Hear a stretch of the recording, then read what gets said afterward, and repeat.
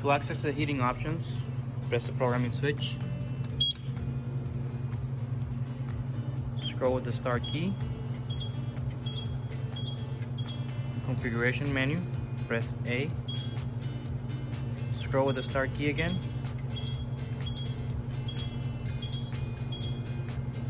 Select heating options, press A. Selection heating time. It's gonna ask you for the selection number, 11.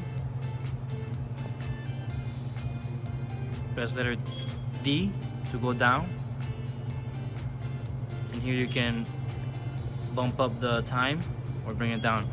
Star and pound key. Then press A and it will save it.